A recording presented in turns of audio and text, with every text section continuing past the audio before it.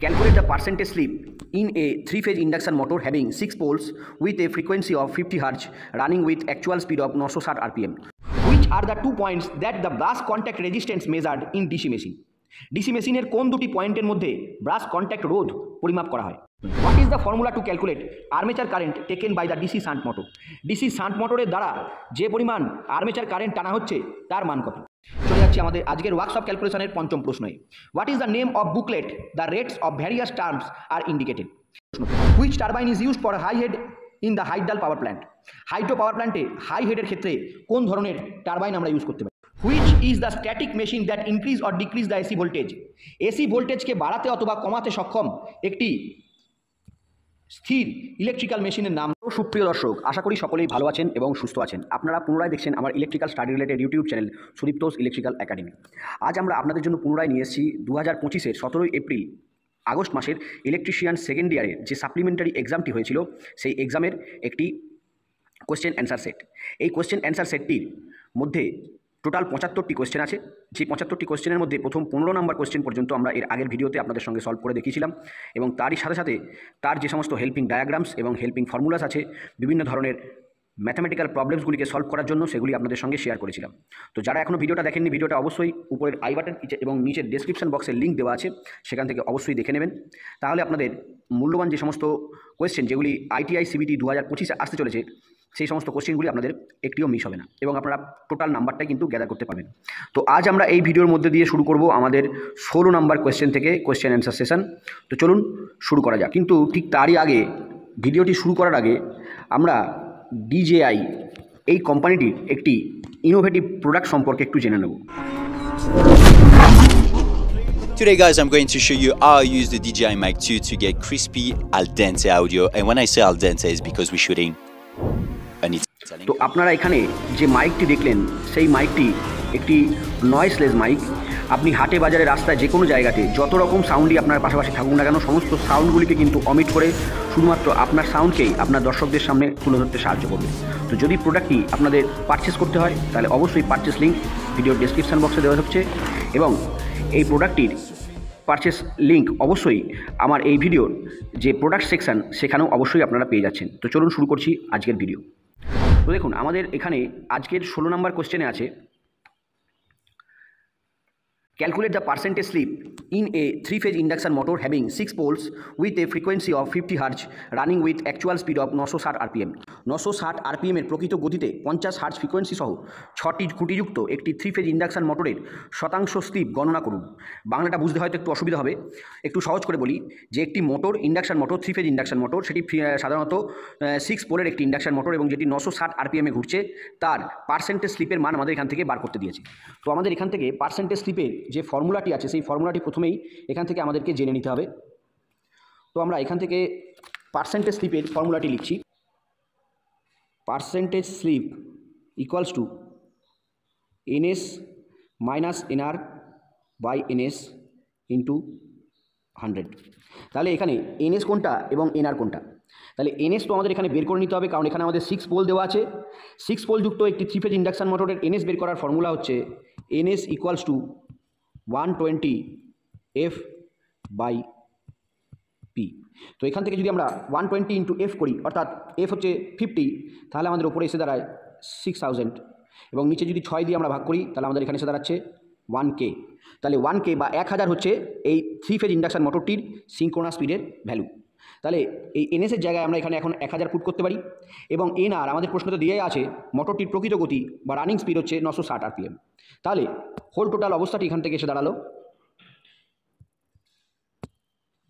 Percentage slip equals two NS-এর মান হলো 1000 by 960 by 1000, অর্থাৎ এখান থেকে আমাদের মান দাঁড়াচ্ছে 40 বাই 1000, দ্যাট ইজ 0.04।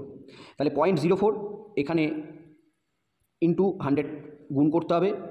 100 গুণ করলে আমাদের এসে দাঁড়াচ্ছে দশমিক, এখান থেকে 1 ঘর 2 ঘর, অর্থাৎ ডান দিকে 2 ঘর চলে আসবে। তাহলে আমাদের এখান থেকে এসে দাঁড়াবে উত্তর 4%। তো চলুন তাই উত্তরটি পাওয়া যাচ্ছে কিনা প্রশ্নটিতে। তাহলে আমরা এখানে দেখতে পাচ্ছি আমাদের অপশান ডিতে উত্তরটি দেওয়া আছে option D 4% is the correct answer. চলে যাচ্ছি আমাদের আজকের পরের কোয়েশ্চেনে। What is the name of the wiring accessories used in control panel wiring as shown in the figure? Control প্যানেলে ওয়ারিং করার সময় আমরা এই ধরনের ওয়ারিং অ্যাক্সেসারিজ ব্যবহার করে থাকি। এই ধরনের ওয়ারিং অ্যাক্সেসারিজের নাম কি? এই যে ওয়ারিং অ্যাক্সেসারিজটি আমরা ইউজ করি কন্ট্রোল প্যানেল ওয়ারিংয়ের সময়, সেই অ্যাক্সেসারিজের গায়ে আমাদের বিভিন্ন রকমের প্রোটেক্টিভ ডিভাইস, যেমন এমসিবি, এমসিসিবি, আরসিসিবি, বিভিন্ন ধরনের protective device, that is all type of circuit breakers, relays, তারপরে হচ্ছে আপনার এনও সুইচ বা এনসি সুইচ অর্থাৎ পুশ বাটন সুইচ, বিভিন্ন ধরনের কন্ট্রোলিং অ্যাক্সেসারিজকে কিন্তু আমরা এই অংশটির ওপরে মাউন্ট করতে পারি উইদাউট স্ক্রুতে। এই জিনিসটির নাম আমরা এখান থেকে অবশ্যই আইডেন্টিফাই করব। এটির নাম হচ্ছে ডিন রেল। তো চলুন দেখা যাক উত্তরটিতে দেওয়া আছে কিনা। এখানে 4টি অপশান দেওয়া আছে, grommet, G channel, DIN rails, raceway. তো আমাদের এখান থেকে আমরা দেখতে পাচ্ছি option C, DIN rail is the correct answer. চলুন পরের প্রশ্নে চলে যাচ্ছি। Which rule is use to find the direction of induced EMF in an alternator? একটি অল্টারনেটরের ইনডিউসড ইএমএফের দিক নির্ণয় করার জন্য আমরা কোন সূত্র ব্যবহার করতে পারি? এখানে 4টি অপশান দেওয়া আছে, right hand palm rule, Fleming left hand rule, Fleming right hand rule and corkscrew rule. আমরা সকলেই জানি যে অল্টারনেটর মানে হচ্ছে এসি জেনারেটর, আর ডিসি জেনারেটর তো আমরা অবশ্যই ডিসি মেশিন চ্যাপ্টারে পড়েছি। তো এই জেনারেটরের যেহেতু একটি হ্যান্ডেল দেওয়া থাকে এবং সেই হ্যান্ডেলটিকে আমরা হাতের মুষ্টিতে ধরে যদি ঘোরাই তাহলে সেখানে আমরা মেকানিক্যাল ফোর্স অ্যাপ্লাই করতে পারি। তো যেহেতু আমরা হ্যান্ডেলটিকে ডান হাত দিয়ে অপারেট করি, তো এখানে আমাদের মনে রাখার জন্য সেটাই সূত্র ধরে আমরা এগোবো। এবং আমরা এখানে অপশান দেখতে পাচ্ছি, অপশান সিতে রয়েছে ফ্লেমিংস রাইট হ্যান্ড রুল। তো রাইট হ্যান্ড রুল এবং আমরা ডান হাতে অপারেট করি, তার জন্য এটা মিল খাচ্ছে। সুতরাং আমরা এখান থেকে সঠিক উত্তর অপশান সিটাকে চুজ করতে পারি, ফ্লেমিংস রাইট হ্যান্ড রুল। চলে যাচ্ছি আমাদের আজকের পরবর্তী প্রশ্নতে। Question number 19, which is the advance version of power electronic component used in the output stage in drive? ড্রাইভের আউটপুটে ব্যবহৃত হওয়া অ্যাডভান্স ভার্সনের পাওয়ার ইলেকট্রনিক কম্পোনেন্ট কোনটি? ড্রাইভকে যখনই অপারেট করতে হবে তখন সেখানে আমাদের অবশ্যই ইন্টিগ্রেটেড বাইপোলার ট্রানজিস্টার লাগবে, অর্থাৎ যেটিকে বলা হয় আইজিবিটি, ইন্টিগ্রেটেড বাইপোলার ট্রানজিস্টার। এটাই হচ্ছে অ্যাডভান্স ভার্সান, এমন একটি ইলেকট্রনিক কম্পোনেন্ট যা ড্রাইভের আউটপুটকে সাধারণত কন্ট্রোল করতে পারে। Option D is the correct answer. চলে যাচ্ছি আমাদের আজকের পরবর্তী প্রশ্নতে। Why the series field is short circuited at the time of starting in differential compound motor? Differential compound motor শুরু করার সময় বা চালনা করার সময় সিরিজ ফিল্ডটিকে কেন শর্ট সার্কিট করে দেওয়া হয়? আমরা সকলেই জানি ডিফারেন্সিয়াল কম্পাউন্ড মোটর অর্থাৎ সেখানে আর্মেচারের ফিল্ড থাকবে, সেখানে সিরিজ ফিল্ড থাকবে এবং সেখানে শান্ট ফিল্ড থাকবে। এবং সিরিজ ফিল্ডের মধ্যে দিয়ে যাওয়া কারেন্ট এবং শান্ট ফিল্ডের মধ্যে দিয়ে যাওয়া কারেন্টের ডিরেকশন কিন্তু অবশ্যই উল্টো দিকে হবে। একটা যদি ডাউনওয়ার্ডস হয় তাহলে আরেকটা অবশ্যই আপওয়ার্ডস, তবে এটাকে আমরা ডিফারেন্সিয়াল কম্পাউন্ড মোটর বলতে পারি। তো এই ধরনের মোটরের সাধারণত ডিরেকশন অফ রোটেশনকে মেনটেন করার জন্যই আমরা সিরিজ ফিল্ডটিকে শর্ট সার্কিটেড করে থাকি। রোটেশনের ডিরেকশনকে যাতে মেনটেন করা যায় সেই জন্যই আমরা এই ব্যবস্থাপনা গ্রহণ করি। Option B is the correct answer. চলে যাচ্ছি আমাদের আজকের পরবর্তী প্রশ্নতে।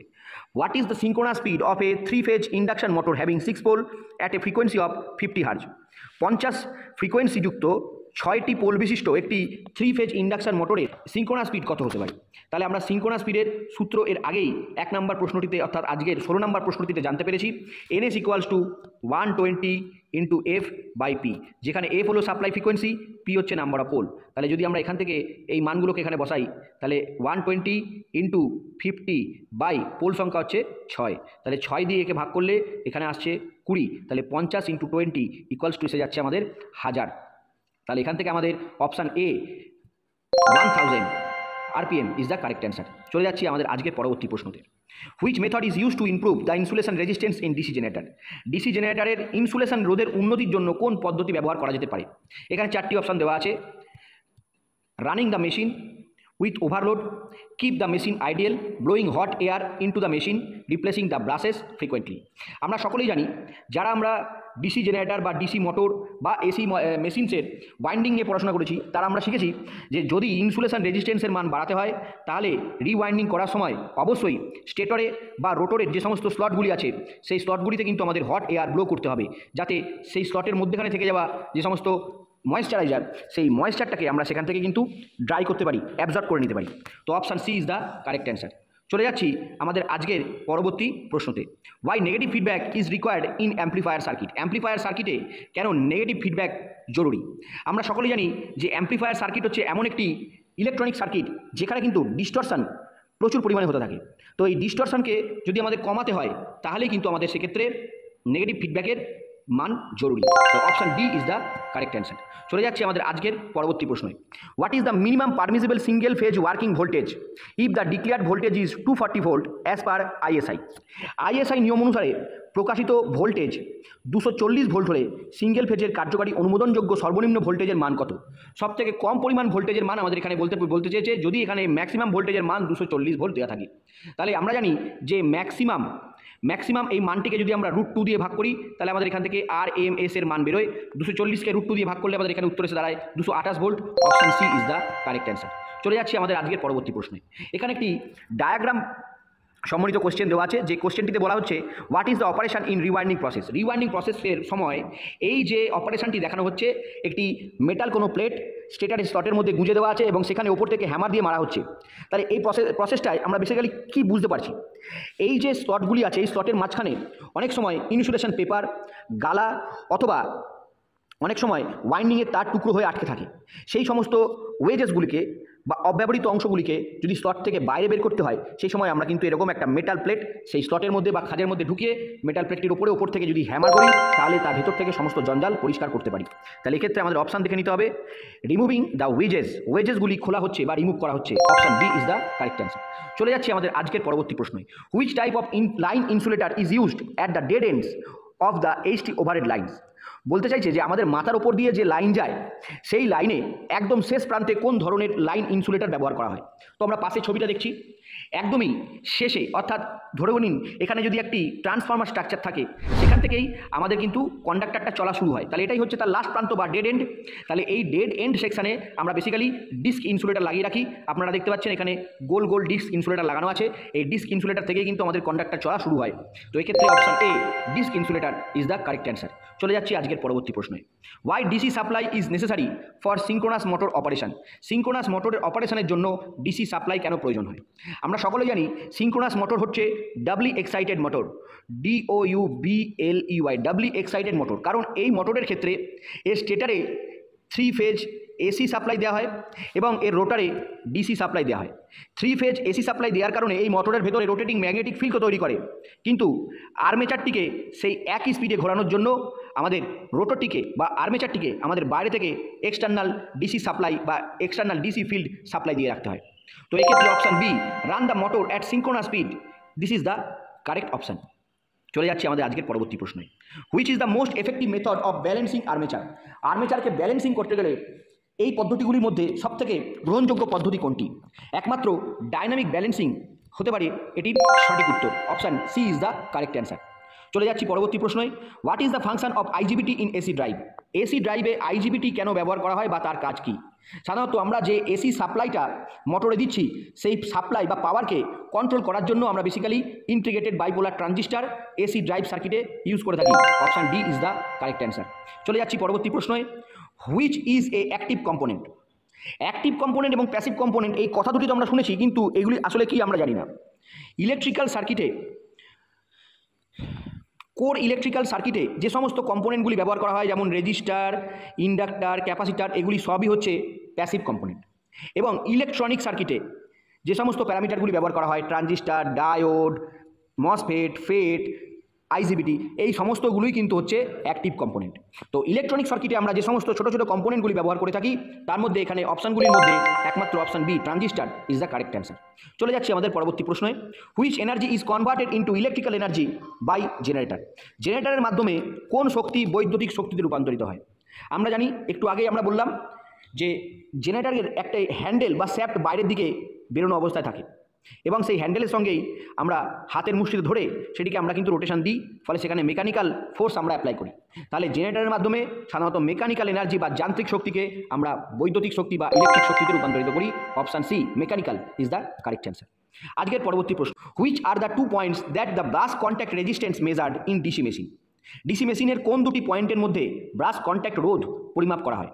তো ব্রাশ বেসিক্যালি কানেক্টেড করা থাকে, ব্রাশের যে হোল্ডার থাকে সেই হোল্ডারের মধ্যে ব্রাশটিকে বসানো থাকে এবং ব্রাশের আগে থাকে হচ্ছে কমিউটেটর, কমিউটেটরের সঙ্গেই কিন্তু ব্রাশটি ঘষা খেতে থাকে। তো এখানে যে 4টি অপশান দেওয়া আছে তার মধ্যে থেকে resistance between the brush and commutator, commutator এবং ব্রাশের মধ্যে যে ড্রপ, সেটাই কিন্তু এখানে আমাদের সাধারণত রেজিস্ট্যান্স মেজার করার জায়গা। তো আমাদের এখান থেকে option D is the correct answer. চলে যাচ্ছি আজকের পরবর্তী প্রশ্ন। What is the name of the circuit as shown in the diagram? এই সার্কিটটির নাম কি যেটি এখানে দেখানো হচ্ছে? তো দেখুন, এখানে বেসিক্যালি একটি মোটরকে দেখানো হয়েছে এবং এই মোটরের আগে একটি সুইচ কানেকশন করা হয়েছে এবং তার আগে SCR, সিলিকন কন্ট্রোল রেকটিফায়ার আমরা ইউজ করেছি সার্কিটে। তাহলে এই ধরনের সার্কিটটি আমরা দেখেই বুঝতে পারছি এমন এক ধরনের বিশেষ ধরনের মোটরে ব্যবহার করা যেতে পারে যেখানে ডিসি সাপ্লাইও কাজে লাগবে, এসি সাপ্লাইও কাজে লাগবে। তাহলে এই ধরনের মোটরটিকে বলা হয় ইউনিভার্সাল মোটর। তো এখানে ইউনিভার্সাল মোটরে স্পিড কন্ট্রোল করা হচ্ছে। আমরা অপশানগুলিকে একবার দেখে নিই। Speed control of shaded pole, speed control of permanent capacitor, speed control of repulsion, speed control of universal motor. আমরা আগেই বলেছিলাম option D, speed control of universal motor is the correct answer. পরবর্তী প্রশ্ন, which sequential control of motors are required in industrial application? শিল্প প্রয়োগে মোটরগুলির অনুক্রমিক নিয়ন্ত্রণ কেন প্রয়োজন? কারণ যখন আমরা ইন্ডাস্ট্রিতে কোনো জায়গায় কাজ করতে যাই সেখানে প্রত্যেক সেকেন্ড সময়ের কিন্তু প্রচণ্ড মূল্য এবং প্রচণ্ড ইম্পর্টেন্ট। কারণ এক এক সেকেন্ডে প্রচুর পরিমাণ জিনিস তৈরিও হতে পারে, আবার এক এক সেকেন্ডে প্রচুর পরিমাণ জিনিস কিন্তু নষ্ট হয়ে যেতে পারে। তাই সময় ইন্ডাস্ট্রির ক্ষেত্রে একটা বিরাট বড় ফ্যাক্টর। তো এই টাইমকে যদি মেনটেন করতে হয় তাহলে সেখানে আমাদের অবশ্যই সিকোয়েন্সিয়াল অপারেশন ব্যবহার করতে হবে। তো আমরা যে কাজটি করছি সেই কাজটির যদি অ্যাকুরেসি বৃদ্ধি করতে হয়, অর্থাৎ সঠিকতা বৃদ্ধি করতে হয়, তাহলে সেক্ষেত্রে কিন্তু আমাদের এই ধরনের সিকোয়েন্সিয়াল কন্ট্রোল মোটর লাগবে। তাহলে সেক্ষেত্রে option A is the correct answer. চলে আসছি আজকের পরবর্তী প্রশ্নে। What is the formula to calculate armature current taken by the DC shunt motor? DC shunt মোটরের দ্বারা যে পরিমাণ আর্মেচার কারেন্ট টানা হচ্ছে তার মান কত? তাহলে আমরা জানি যে ডিসি শান্ট মোটরের ক্ষেত্রে যে ব্যাক ইএমএফ ইবি তার ফর্মুলা হলো V minus IA into RA। এবার এই আই এর মান যদি আমাদের এখান থেকে বের করতে হয় তাহলে আইএকে এই সাইডে নিয়ে আসবো এবং ইবিটাকে এই সাইডে নিয়ে যাব, যাতে করে ইবি হবে মাইনাস এবং IA আর এই পোর্শনটা হয়ে যাবে প্লাস। তাহলে আমরা এখান থেকে সবটাকে অমিট করে নিচ্ছি। এখানে আবার ফেরসে লিখছি IA into RA equals to V minus EB. এবার যদি শুধুমাত্র আই এর মানটা এখান থেকে বার করতে হয় তাহলে RA এর সঙ্গে গুণ আকারে আছে, তাহলে সমান চিহ্নের এইদিকে পাঠিয়ে দেবো, তাহলে হয়ে যাবে V minus EB by RA। তাহলে এখান থেকে আমরা অপশানটা দেখে নেব। এ অপশানে নেই, বি নেই, সি নেই, অপশান ডিতে আছে V minus EB by RA। Option D is the correct answer. চলে যাচ্ছি পরবর্তী প্রশ্ন। What is the name of the diagram use for 3-phase motor winding as shown in figure? 3-phase মোটরের winding বাঁধার সময় এই ধরনের যে ওয়াইন্ডিং ডায়াগ্রাম তার নাম কি? এখানে আমরা দেখতে পাচ্ছি ফেজ এ, ফেজ বি, ফেজ সি পরপর রয়েছে। 1 থেকে 7, 1 থেকে 6, 7 থেকে 12, 13 থেকে 18, 19 থেকে 24 পরপর গেছে। আবার 1 থেকে যেহেতু 6 শেষ হয়েছে, 5 থেকে 10, 11 থেকে 16, 17 থেকে 22, 23 থেকে 4, আর ঠিক 9 থেকে 14, 15 থেকে 20, 21 থেকে 2 এবং 3 থেকে 8। অর্থাৎ এটা কিন্তু একটা চেন সিস্টেম বা একটা রিং সিস্টেম করেছে। তাহলে এখান থেকে আমরা অপশানটা দেখি।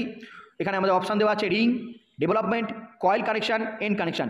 তো আমাদের এখানে option A ring diagram is the correct option. চলে যাচ্ছি পরবর্তী প্রশ্নতে। Which turbine is used for high head in the hydral power plant? Hydro power প্ল্যান্টে হাই হেডের ক্ষেত্রে কোন ধরনের টারবাইন আমরা ইউজ করতে পারি? আমরা জেনেছিলাম যখন আমরা হাইড্রো ইলেকট্রিক পাওয়ার প্ল্যান্ট সম্পর্কে জেনেছি। যারা এখনও পর্যন্ত জানেন না হাইড্রো ইলেকট্রিক পাওয়ার প্ল্যান্ট কী এবং সেটা কীভাবে বিদ্যুৎ উৎপাদন করে, তারা আমাদের এই ভিডিওর ডেসক্রিপশন বক্স এবং উপরের আই বাটন থেকে একটি ভিডিওর লিঙ্ক পাচ্ছেন। সেই ভিডিওর লিঙ্কটিতে প্রেস করে আপনারা আগে দেখে নিন যে কীভাবে একটি জলবিদ্যুৎ কেন্দ্র বা হাইড্রো ইলেকট্রিক পাওয়ার স্টেশন বিদ্যুৎ উৎপাদন করে থাকে। তো সেক্ষেত্রে আমরা বলেছিলাম সেটি 3 রকম পদ্ধতির মাধ্যমে হয়: low head power plant, medium head power plant এবং হাই হেড পাওয়ার প্ল্যান্ট। তো হাই হেড পাওয়ার প্ল্যান্টের ক্ষেত্রে আমরা উচ্চতা রেখেছিলাম 30 থেকে 80 মিটারের বেশি। তো এই সমস্ত ক্ষেত্রে আমাদের সেখানে ব্যবহার করা হতো পেল্টন টারবাইন, অর্থাৎ পেল্টন টারবাইনের আরেক নাম পেল্টন টারবাইন, পেল্টন হুইল। তো এই হুইল বা এই পেল্টন টারবাইন সর্বপ্রথম আবিষ্কৃত একটি টারবাইন, সেটিকে নবরূপ দেওয়া হয়েছে যার নাম হচ্ছে impulse turbine. Option C is the correct answer. চলে যাচ্ছি পরবর্তী প্রশ্নে। Why the long chord winding is avoided in AC motor? AC মোটরের ক্ষেত্রে কেন লং কর্ড ওয়াইন্ডিংকে অ্যাভয়েড করা হয়, এড়িয়ে চলা হয়? লং কর্ড ওয়াইন্ডিং করতে গেলে অনেক বেশি পরিমাণ ওয়াইন্ডিং তারের প্রয়োজন। তো সেক্ষেত্রে মোর ওয়াইন্ডিং ওয়ার রিকোয়ার্ড, এই অপশানটিকে এড়ানোর জন্যই আমরা বেসিক্যালি এসি মোটরের ক্ষেত্রে লং কর্ডের ওয়াইন্ডিং কম ব্যবহার করি। Option C is the correct answer. চলে যাচ্ছি আজকের দ্বিতীয় পর্ব, ওয়ার্কশপ ক্যালকুলেশন অ্যান্ড সায়েন্স এই পর্বে।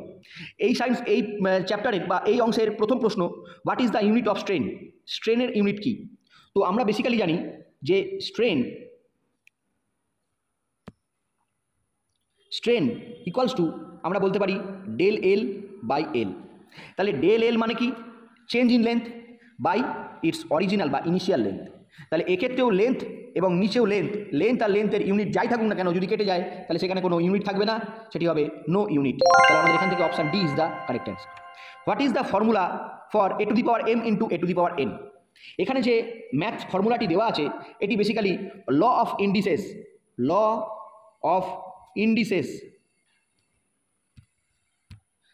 অফ ইন্ডিসেস বা সূচকের নিয়মাবলী চ্যাপ্টারে আমাদের পাওয়া যায়।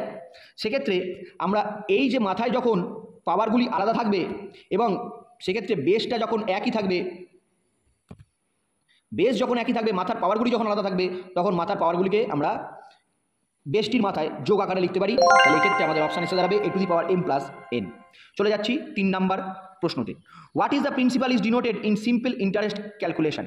সিম্পল ইন্টারেস্ট ক্যালকুলেশনের সময় প্রিন্সিপাল অর্থাৎ মূলধন কোন অক্ষর দিয়ে প্রকাশ করা হয়? আমরা জানি প্রিন্সিপালের প্রথম অক্ষর বড় হাতের পি, তো এক্ষেত্রে মূলধন বা আমাদের যে ক্যাপিটাল সেটাকে কিন্তু আমরা অক্ষর পি দিয়ে ডিনোট করি। Option A is the correct answer. চলে যাচ্ছি পরবর্তী প্রশ্নে। What is the expand form of a plus B whole square? আমরা সকলেই জানি a প্লাস বি হোল স্কোয়ারের সূত্র হচ্ছে a square plus 2ab plus B square. Option A is the correct answer. চলে যাচ্ছি আমাদের আজকের ওয়ার্কশপ ক্যালকুলেশনের পঞ্চম প্রশ্নে।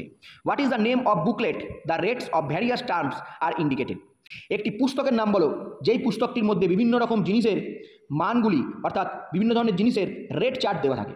তো এই ধরনের জিনিস সাধারণত আমরা যে কোনো জিনিসকে যখন শপিং করতে যাই তখন সেখানে আমাদের একটি করে ক্যাটালগ বুক দিয়ে দেওয়া হয় বা প্রাইস ক্যাটালগ দিয়ে দেওয়া হয়। সেই ক্যাটালগ থেকে আমরা কিন্তু দেখতে পাই কোন জিনিসটির দাম কত। তো এখানে option C price catalogue is the correct answer. চলে যাচ্ছি আজকের পরবর্তী প্রশ্নে। What is the term used for method of calculation various quantities and expenditure on a particular job? একটি নির্দিষ্ট কাজ বা প্রক্রিয়াতে বিভিন্ন পরিমাণ এবং ব্যয় গণনা করার পদ্ধতির জন্য ব্যবহৃত যে শব্দটি এখান থেকে চুজ করতে বলেছে সেটি সঠিক উত্তর হচ্ছে এস্টিমেশন। সঠিক উত্তর হলো এস্টিমেশন বা প্রাক্কলন। এরপরে চলে যাচ্ছি পরবর্তী প্রশ্নে, যেটি শুরু হচ্ছে ইঞ্জিনিয়ারিং ড্রয়িং। ইঞ্জিনিয়ারিং ড্রয়িংয়ের হুইচ ইজ প্রোটেক্টিভ ডিভাইস? এখানে 4টি অপশন দেওয়া আছে, capacitor, register, magnet and fuse. আমরা সকলেই জানি আমাদের সার্কিটের প্রোটেকশন হিসাবে আমরা ফিউজ ইউজ করে থাকি। Option D is the correct answer. চলে যাচ্ছি আমাদের আজকের পরবর্তী প্রশ্নে। Which is the static machine that increase or decrease the AC voltage? AC ভোল্টেজকে বাড়াতে অথবা কমাতে সক্ষম একটি স্থির ইলেকট্রিক্যাল মেশিনের নাম লেখো। তো এখান থেকে আমরা দেখতে পাচ্ছি অপশানগুলির মধ্যে আমাদের অতি পরিচিত উত্তর ট্রান্সফর্মার অপশানটি দেওয়া আছে। Option C is the correct answer. Identify the symbol for direct and alternating current. Direct current সোজা দাগ, অল্টারনেটিং কারেন্ট জলের মতো ঢেবের দাগ। তাহলে এখান থেকে সেটা আমাদের খুঁজে বার করতে হবে। আমাদের এখানে 3টে অপশান দেওয়া নেই। Option D is the correct answer. এর পরবর্তী প্রশ্ন, choose the symbol for main fuse board without fuse. Without ফিউজের মেন সুইচ বোর্ড আমরা কোনটা নির্ধারণ করতে পারি? 4টি অপশান দেখে নেব। প্রথম ছবিটি দেওয়া আছে এরকম, এর পরের ছবিটি দেওয়া আছে এরকম, তারপরেরটি দেওয়া আছে এরকম, তারপরেরটি দেওয়া আছে এরকম। তাহলে এখানে কিন্তু বাকি 3টে ছবিতে এইরকম বক্সের মধ্যে এইরকম স্ল্যাশ দাগ কাটা আছে। একমাত্র এখানে সি অপশান বি এর যে ছবিটা সেখানে কোনো এরকম স্ল্যাশ দাগ কাটা নেই, অর্থাৎ সেখানে সুইচের সিম্বল দেওয়া নেই। তাহলে এটা হচ্ছে উইদাউট সুইচ। অপশানটি কারেক্ট অ্যান্সার। এরপরে চলে যাচ্ছি আজকের পরবর্তী প্রশ্নে। Identify the given symbol. এখানে যে সিম্বলটি দেখানো হয়েছে তার নাম আইডেন্টিফাই করতে বলা আছে। আমরা সকলেই জানি এটা একবারে দুধুভাতে কোশ্চেন। এটার নাম হচ্ছে এসি সিগন্যাল। তাহলে এসি কার্ভ বা এসি ওয়েভ, এখানে AC option B is the correct answer. চলে যাচ্ছি আজকের শেষ প্রশ্নে। Which is the symbol of DC motor? এই ডিসি মোটরটির একটি সিম্বল বলতে হবে। তাহলে এক্ষেত্রে আমাদের সিম্বল যেগুলি দেওয়া আছে, এটি হচ্ছে এসি মোটরের সিম্বল, এটি হচ্ছে ডিসি মোটরের সিম্বল কারণ সোজা দাগ এবং উপরে লেখা আছে এম, এম এর নিচে সোজা দাগ। তাহলে এটি হচ্ছে ডিসি মোটরের সিম্বল। তো বন্ধুরা, এখান থেকে আমরা 2024-এর আগস্টে এবং 2025-এর 17ই এপ্রিলে যে সাপ্লিমেন্টারি এক্সাম 2025-এ এবং 2024-এ ইলেকট্রিশিয়ানদের জন্য হয়েছিল, ইলেকট্রিশিয়ান সেকেন্ড ইয়ারদের জন্য হয়েছিল, সেই প্রশ্নটিতে আমরা যে কটি থিওরিটিক্যাল কোশ্চেন, ওয়ার্কশপ ক্যালকুলেশন এবং ইঞ্জিনিয়ারিং ড্রয়িংয়ের কোশ্চেন ছিল তা আপনাদের সামনে এখানে সলিউশন করলাম এবং তার হেল্পিং ডায়াগ্রামস এবং ফর্মুলাগুলি আপনাদের সঙ্গে শেয়ার করলাম। ভিডিওটি থেকে যদি আপনারা কোনো ইনফরমেটিভ তথ্য পেয়ে থাকেন যা আপনারা আগের কোনো ভিডিও থেকে পাননি, তাহলে অবশ্যই ভিডিওটিকে লাইক এবং আপনাদের বন্ধুদের সঙ্গে শেয়ার করবেন। এই ধরনের আরও ইলেকট্রিক্যাল স্টাডি রিলেটেড ভিডিও বাংলায় উপলব্ধি করার জন্য অবশ্যই আমার চ্যানেলটিকে সাবস্ক্রাইব করে পাশে থাকা বেল আইকনটি প্রেস করে নেবেন। দেখা হচ্ছে পরের দিন। ততক্ষণ পর্যন্ত সকলে ভালো থাকুন, সুস্থ থাকুন। পার্বতী পাতায় হর হর মহাদেব।